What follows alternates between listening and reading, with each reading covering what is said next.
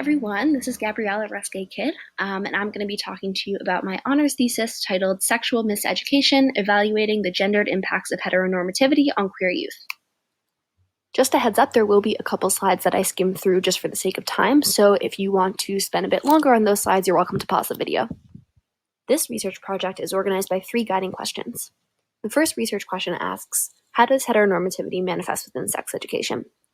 So throughout this study, I attend to the many explicit and implicit ways that queer youth are erased from sex education curricula, and I look at the ways that school-based sex ed functions as a tool to promote heterosexuality. I examine how the sexuality and sex practices of queer youth are made invisible in sex ed. My second research question asks, how do queer youth acquire knowledge about queer sexuality outside of the classroom? In this project, I address the informal ways that queer youth are forced to engage in self-education to learn about sex. In other words, when consent, STI prevention, and the basic mechanics of sex are only discussed in schools within the context of heterosexual partnerships, the onus is then placed on queer youth to use unofficial sources and independently seek out this crucial information for themselves. My third and final research question asks, how does heteronormativity within sex education impact the ability of queer youth to develop a strong sense of sexual subjectivity? So this research question is examining the consequences of these exclusions. Sexual subjectivity refers to having an empowered sense of oneself as a sexual being and an authentic relationship with sexual desire. This research project investigates the ways that systematic knowledge gaps render an already marginalized group powerless, vulnerable to further victimization, and less able to enter sexual and romantic relationships in a way that is confident, knowledgeable, or safe. This research project utilizes a mixed methods approach, which in this case meant that Study 1 was a quantitative study and took the form of surveys, and Study 2 made use of qualitative methods in the form of interviews. This mixed methods design allowed me to capture a complete and holistic portrayal of the data. Both studies had unique advantages. Because of the sheer number of participants in Study 1, the surveys were able to shed light on the scope and the extent of heteronormativity in sex education. Additionally, because both queer and non-queer students were recruited to complete the surveys, it was possible to make comparisons between the two groups. Study 2 interviews, on the other hand, were able to give a more textured and nuanced feel for the data, and they helped elaborate on the findings that emerged in Study 1. Unlike in Study 1, the interviews were conducted exclusively with queer undergraduates, which allowed me to center the voices of marginalized individuals and really make space for oppressed groups to be involved in knowledge production. Study 1 surveys involved 4 different scales. The first scale asked participants about the content of their sex education courses and the degree to which a variety of topics were covered in these classes. The second scale asked about informal sites of sex education and the unofficial sources that participants used to acquire knowledge about sex. The third section of the surveys asked about the participants' knowledge of their sexual identity, their gender identity, and their sexual health and safety. And finally, participants were asked about self-efficacy and sexual assertiveness. You can see examples from each of these 4 measures on the following slides, so you can look there for more detailed information.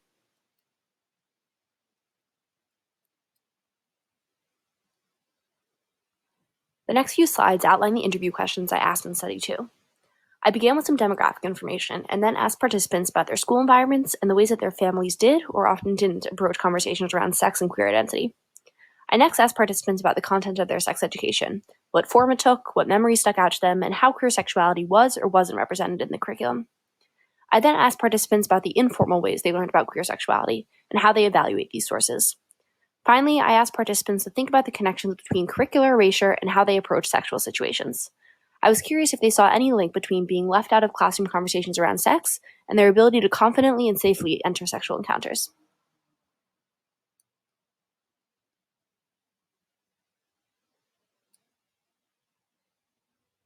There are 2 main takeaways from Study 1, and the first is that school-based sex education is incredibly heteronormative. More specifically, survey results highlighted that sex ed instruction tends to exclude queer identities from conversations about the mechanics of sex, the detection and transmission of STIs, and intimate partner violence. What's really significant about some of these findings is that the exclusions are often gendered. Queer youth are not a monolith, and not all subgroups underneath the queer umbrella are marginalized equally by sex education. While survey results indicate that these topics were covered minimally for all queer identities, they were significantly less likely to be discussed in the context of relationships involving 2 women or trans individuals. These disproportionate omissions render queer women and trans folk even more uninformed than their cisgender queer male counterparts. These findings powerfully answer my first research question, pointing to an overwhelming curricular erasure for queer youth in sex ed.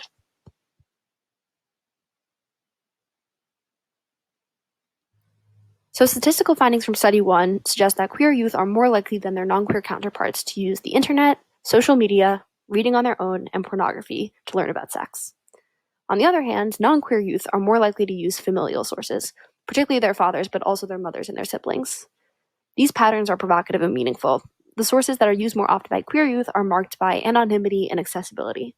In other words, they don't require revealing or outing oneself to others, and they can be sought out in ways that are independent and also discreet. These features may be really significant for a vulnerable demographic. The finding that non-queer youth are more likely to use familial sources is also really interesting. It's possible that strained family relationships or fear of a negative reaction may cause queer youth to feel more hesitant approaching their families for sexual knowledge. Study 2 findings are in the form of themes that emerge from the interview narratives, and in the next bunch of slides, I'll be going over the 7 overarching conceptual categories. Though I won't be verbally explaining all of the sub-themes in great depth just because there are so many of them, I will be touching on some of the more significant ones. I've created an outline of these themes in the next slide, which may give a helpful visual for how I organize the findings from Study 2. In the interviews, nearly every single participant shared that queer sexuality was erased from their sex education classes. When sex was defined, it was always assumed to be penetrative, vaginal, reproductive sex involving a heterosexual partnership.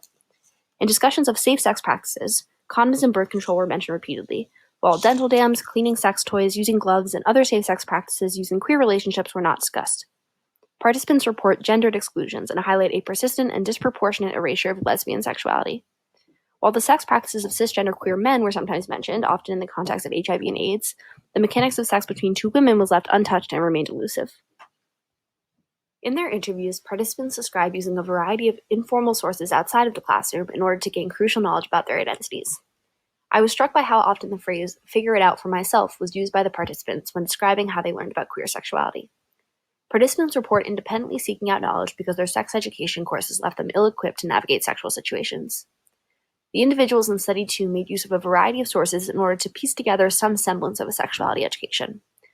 However, these sources were often a mixed bag, and participants spoke about them with some degree of ambivalence.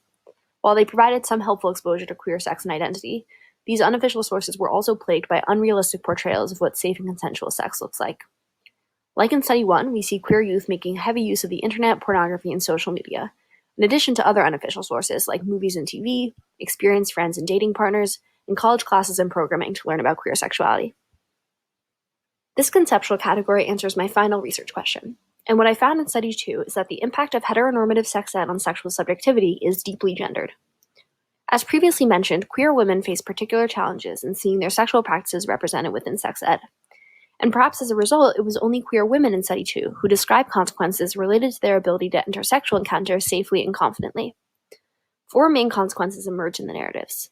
First, many women in Study 2 shared that they engaged in sex without knowing how to navigate conversations around consent, pleasure, and emotional safety. This sometimes led to uncomfortable or even traumatic dynamics in their relationships. Second, because their sex education curricula often did not cover safe sex practices for sex between two women, these participants expressed feeling uninformed, unsure, and sometimes misled about how to approach queer sex in healthy ways. Third, participants in Study 2 stressed feeling unknowledgeable about the physical mechanics of queer sex, and consequently experienced hesitation when entering into sexual situations with other women. These feelings of confusion have tangible consequences. One such consequence is a harmful power imbalance in a relationship, which can occur if one sexual partner is more experienced when it comes to the physical logistics of queer sex. This knowledge gap may allow better equipped partners to take control of the sexual encounters. A final consequence that surfaced in the interviews with queer women was pursuing non-pleasurable or uncomfortable sexual relationships with men. When queer women are taught in sex ed that heterosexual sex is the only way to have sex, they may feel pressured to engage in these encounters even if they do not find this type of sex fulfilling or enjoyable. One participant highlights that having heterosexual sex despite not feeling heterosexual attraction can lead to gray area when it comes to consent. The situations that the participants describe are accompanied by feelings of unease, boredom, discomfort, confusion, and ambivalence. These 4 consequences speak to the unique impact of heteronormativity on the ability for queer women to feel empowered and knowledgeable when it comes to sex. So, to conclude, this study, both through surveys and interview narratives, documents a persistent erasure of non-heterosexual identities in sex education. And while all queer individuals are positioned on the margins, this project demonstrated particularly dramatic exclusions when it came to the sexuality of queer women and trans individuals. This study has also shown that queer youth utilize unique informal sources to learn about sex. For the queer youth in this study, independently acquiring knowledge proved to be vital for learning about sexual safety, the mechanics of same-sex sex practices, and queer identity. This study provides a rich understanding of how queer youth are simultaneously debilitated by and active agents in their educational experiences. Finally, this research indicates that heteronormative sex education impacts how queer youth, particularly young queer women, navigate sexual and romantic encounters, placing them often at heightened risk. These exclusions have major consequences for queer women's sexual subjectivity and, in turn, healthy and safe sexual decision-making.